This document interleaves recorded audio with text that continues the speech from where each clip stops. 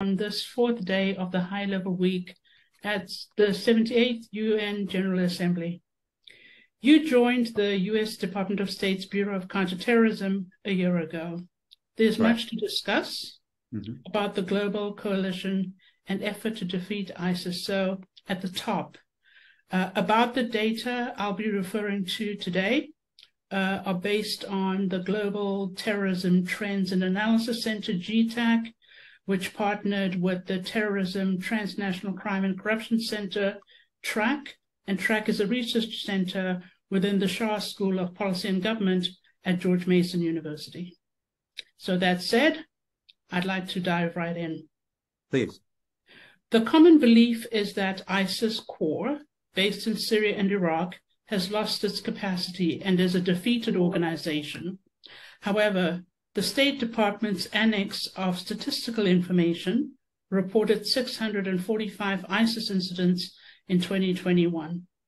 In 2022, it was 535, according to Global Terrorism Trends and Analysis Center GTAC data. And as I said, this is data from the GTAC Record of Incidents Database Grid, which accessed yesterday, so September 2023. Considering the high number of ISIS incidents and fatalities recorded in these attacks, how would you assess the fight against ISIS? Is it your assessment that ISIS is a defeated organization?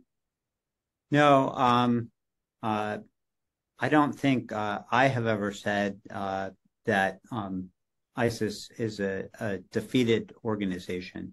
It does obviously continue to create problems and pose challenges in Northeast Syria and Iraq and in several other parts of the world.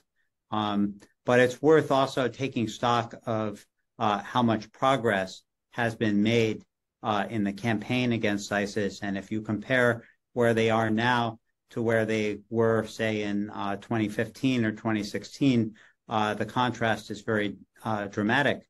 Back then, of course, they controlled a vast swathe of territory from Mosul to Raqqa, stretching down towards Tadmor, stretching down towards Baghdad, and into, Fallujah or that area. And today they don't control any territory whatsoever in that region. They have been driven, substantially defeated. Tens of thousands of their fighters were taken off the battlefield. Thousands of them are in detention. And like I said, they do not control any territory. They do retain a capability to conduct some small-scale attacks, and I think that would be in line with the statistics that you're citing. And so, we do not take for granted at all. We do not consider this fight to be over. In Northeast Syria and Iraq, the principal challenge right now is one of stabilization and also addressing the humanitarian concerns that remain there. Did you want to? Go ahead. Okay. So we are focused on implementing stabilization projects, rebuilding community infrastructure, assisting families that were displaced during ISIS's occupation with building new lives, restoring services in the communities that they were forced out of, and also helping as many people as possible who have been living in these displaced persons camps to leave the camps, return to their original locations, and rebuild their lives. And we work closely with international partners, work closely with the government of Iraq to help make those goals a reality. So after losing power in Iraq and Syria, ISIS has created regional branches affiliated with the organization. These groups were the perpetrators of more than 1,300 terrorist attacks in 2022. as I said, according to the GTAC data. So ISIS branches in the Sahel, Mozambique, the Democratic Republic of the Congo, Afghanistan, and Nigeria seem to be the most violent and active ones.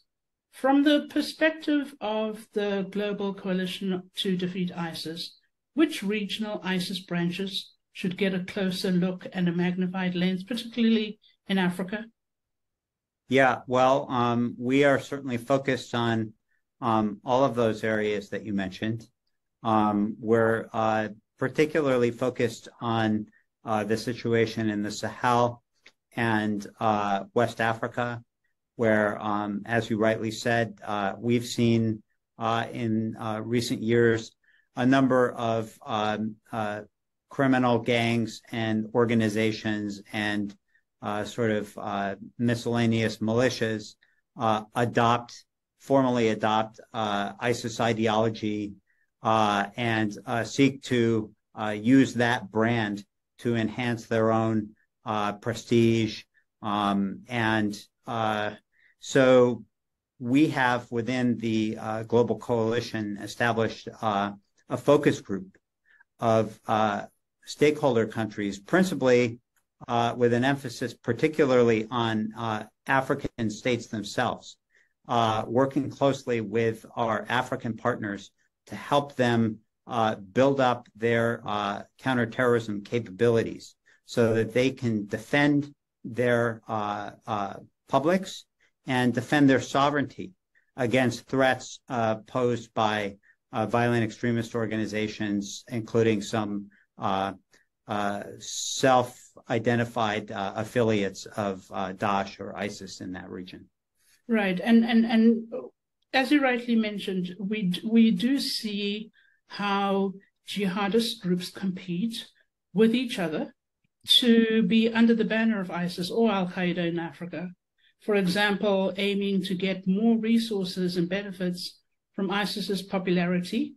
Ansar al-Sunnah in Mozambique and allied defense forces in the DRC are today ISIS's regional branches. And because of their violent attacks, these two groups are now on the US's FTO list.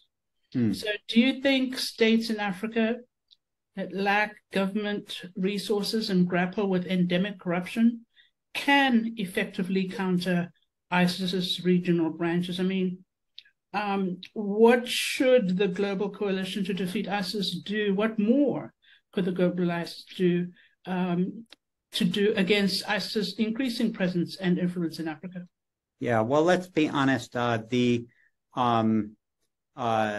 are serious governance challenges in various parts of Africa, and there are many regions and different countries in Africa that don't enjoy the effective delivery of government services. And what we've seen in these areas is that these create the conditions where you have conditions of economic deprivation, other actors, economic deprivation, and a lack of effective governance. We see other actors move in and seek to exploit that void. So I think that is certainly part of the reason we've seen the appearance or growth of these groups in the areas that you mentioned.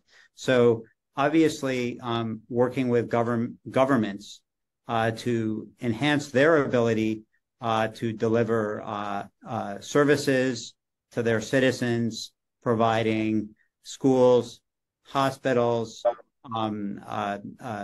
basic infrastructure, roads, electricity, and the like. That is certainly part of the long-term solution. That's a bigger challenge than the global coalition can take on by itself. The global coalition is specifically focused on helping African states build up their CT capacities.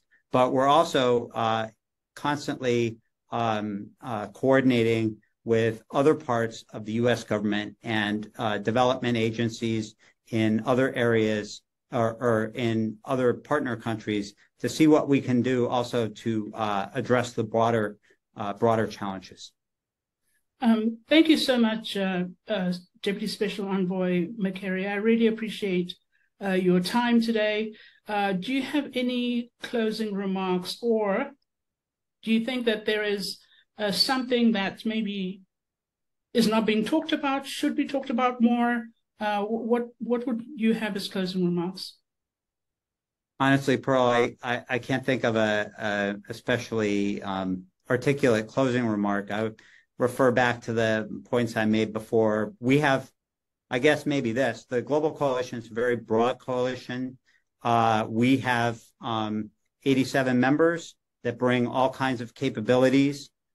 We are evolving as the threat is evolving.